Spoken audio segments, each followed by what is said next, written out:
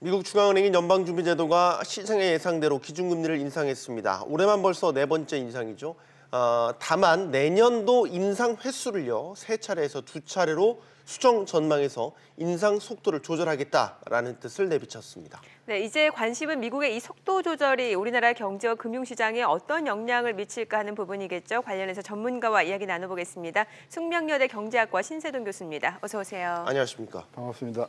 결과론적인 얘기긴 하지만 만약에요, 오늘 금리를 예상과 달리 올리지 않았다면, 쉽게 말해서 트럼프의 말빨이 먹혔다면 이건 시장에 또 어떤 영향을 줬을지도? 일단 증시에서는 그 발표가 나기 전까지 굉장히 많이 오른 상태였었거든요. 네, 만약에 안 올렸다고 하면 일단 증시는 폭증했을 것이고요. 환호했겠죠. 그다음에 금융 정책이나 금융 학계에서는 연준에 대한 신뢰도가 굉장히 많이 떨어졌을 거예요. 예, 그 원래 연준은 법적으로도 그러고 관행적으로 정치적인 압력을 안 받아왔었고요. 공개적으로 정치적으로 영향을 안 받는다는 입장을 견지해 왔었거든요. 근데 네. 이번에 뭐 트럼프뿐만이 아니고 그 백악관에 있던 많은 전문가들이 올리면 안 된다고 여러 번 언급했기 때문에 만약에 네. 안 올렸다고 하면 연방준비제도가 뭐 백악관의 하수인이냐 이런 비판들 때문에 이번에 올렸을 때요 만장일치였어요. 만장일치였어요. 그래서 만장일치라는 말은 정치적인 압력에 우리는 절대로 굴하지 않는다는 그런 신념을 보여준 거죠. 나는 멋있는데요. 만장일치라고 하니까. 근데 또 뭐 트럼프 대통령이 트위터에 또 어떤 얘기를 남길지는 모르겠으나 이런 식으로 뭐 가랑비에 옷 젖는다고 계속해서 이런 압박이 내년도 예를 들어서 뭐 인상 횟수라든지 여러 가지 이제 연준의 정책 방향에 대해서 무언가 모르게 계속해서 간접적인 압박이 되지 않을까라고 우려를 덜 제기하는 떨어진 대통령이라 그런 거고요. 네. 대통령은 대통령으로서 행정부가 해야 할 일이 있고 FRB는 FRB로서 해야 할 일이 따로 있는 거죠. 이게 삼권 분립이고 사권 분립인데 그걸 잘 모르는 사람들이 급하니까 계속해서 압력하고 찌르고 그러는데 연방준비제도는 거의 100여 년 동안 정치적으로 굴복한 적이 거의 없습니다. 네. 자, 이제 궁금한 부분은 그래서 이제 미국이 내년에는 과연 몇 번이나 올릴까? 일단 인상 속도 조절을 시사를 했습니다. 네. 점도표상 내년 인상 횟수가 이제 3번에서 2번 이렇게 나왔는데 이 점도표라는 걸 좀 먼저 설명을 해주세요. 그 연방준비제도 12개 지점이 있어요.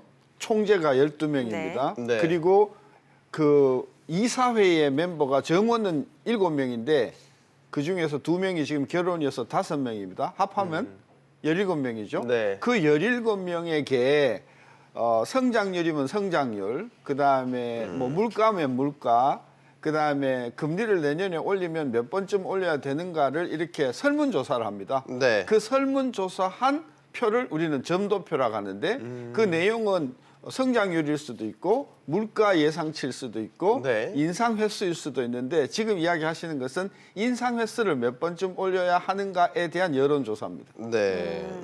그러면은 좀 바로 여쭤볼게요. 사실 이렇게 인상 속도 조절과 관련해서는 미국 경기에 대한 얘기를 안 할 수가 없을 것 같은데 미국 경기가 지금 정점을 찍고 있다라는 얘기가 많이 나와서요. 네. 거기에 대해서는 어떤 의견이 그렇죠. 있습니까? 뭐 지금 미국 경기가 굉장히 좋다고들 뭐 난리고 앞으로 굉장히 나빠질 거라고 지금 언론에서는 난리인데요. 금년에 2018년도에 지금 그 연준이 지난 9월 달에는 3.1%라고 예상을 했는데 오늘 보니까 3.0으로 줄였어요.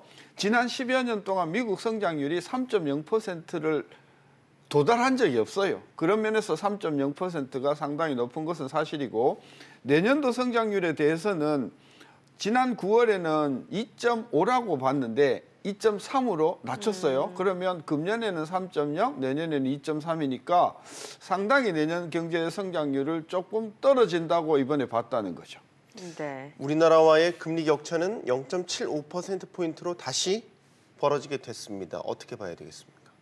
뭐 우리 고전에 우리 한국은행이 11월 달에 올리기 전에 0.75였었고 그랬죠. 우리가 올려서 줄었는데 이번에 또 여기서 다시는, 올렸으니까 네. 그러니까 0.75가 뭐 새로운 것은 아니고 쭉 있어 왔던 현상이고 지난번에도 말씀드렸지만 0.75% 역전 현상이 생겼는데 환율이 계속해서 내려가주면 이게 문제가 안 되는데 네. 네. 환율이 만약에 거꾸로 올라가주면 0.75%포인트의 역전이라 하는 것이 자본 유출에 굉장히 그 빌미를 줄 수 있기 때문에 저는 환율을 얼마만큼 한국 정부가 안정적으로 가져갈 수 있는가, 여기에 금융시장 안정에 모든 어떤 그런 그 관건이 달려 있다고 봐요. 네. 자, 그러면 우리나라 금리 인상에 대해서는 어떻게 보세요? 내년에는 어느 정도 올릴 거라고 보세요? 일단 미국이 금리를 내년에 2번 올린다고 예. 가정했고, 그다음에 환율이 지금 현재 상태에 대해서 크게 움직이지 않는다고 하면 금리 안 올려도 돼요. 그러니까 달러 강세로 가지 않는다면. 그렇죠. 예. 아죠. 강세로 가면 그 달러 강세가 강세로, 아니면 맞습니다. 예, 예. 근데 만약에 달러가 움직이면 금리 요인보다도 환율 요인이 훨씬 더 크게 작용할 수 있기 때문에 환율이 불안하면 한국은행은 미국의 금리에 상관없이 금리를 올려야 될 상황이 올지도 모릅니다. 그럼 환율 문제 제반 여건만 해결된다면 금리 격차는 중요한 변수가 아닙니까? 거꾸로 지금 역전 관계 지금 한국 역사상 별로 없었던 일이거든요.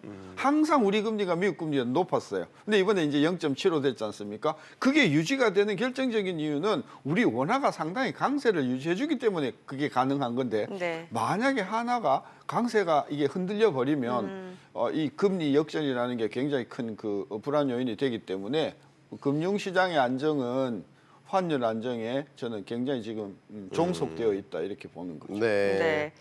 자, 이제 어제입니다. 홍남기 경제부총리와 이주열 한은 총재가 만남을 가졌습니다. 그러니까 경제 활력을 높이기 위해서 정책 공조가 중요하다 이런 메시지를 남겼는데, 그러면은 통화 정책과 재정 정책의 조화를 좀 기대해 볼 수 있다, 이렇게 저희가 기대를 해볼 수 있을까요? 그냥 홍남기 부총리가 이제 뭐 새로 신임이 되셨으니까 인사차 가서 악수한 것이고요. 저는 미국이 아까 그랬잖아요. 정치적으로 그렇게 올려라 내려라 뭐 간섭을 해도 우리는 우리 가야 할 길이 있다. 정말 아름다운 저는 선진 어떤 정책이라고 봤을 때 한국은행은 한국은행으로서 해야 할 역할이 있고요.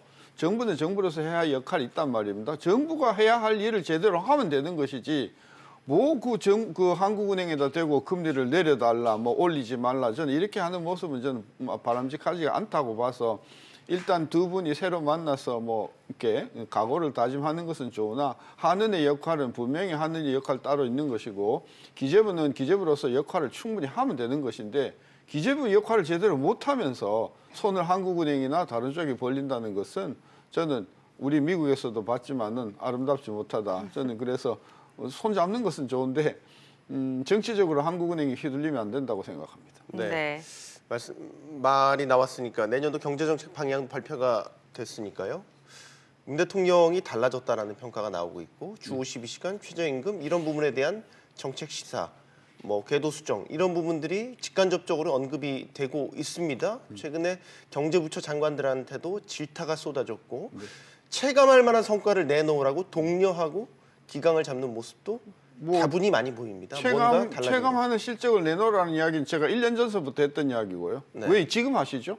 지금 하시는 게 저는 너무 늦고 네. 그다음에 이번에 경제정책 방향도 제가 지금 보고 있는데 95%는 2018년도에 나왔던 그 경제정책 방향이랑 데칼코마니예요. 네. 그냥 뭐 복사판이라고 보고 네. 한 가지 이제 조금 긍정적인 것은 투자 활성화를 이제 제일 전면에 내세웠다는 것이 조금 다르긴 한데 네. 그것도 내용을 들여다 보니까 뭐 현대자동차의 그 뭐 잠실 어떤 그런 그 건축 문제라든지 이런 뭐 SK의 뭐 디지털 콤플레 이 대기업 중심으로 투자 활성화를 자꾸 생각하시는 것 같아서 그건 어차피 할 것이었단 말이죠. 네. 지금 필요한 것은 중소 중견기업의 어떤 그런 경쟁력이라든지 이런 것을 저는 활성화하는 것이 필요하다고 봤을 때 투자 활성화도 대기업 중심이 아니라 중소기업 중심으로 투자 활성화를 유도할 수 있는 그런 대책들이 본격적으로 나와 줘야 되는데 그런 것들이 조금 아쉬워요.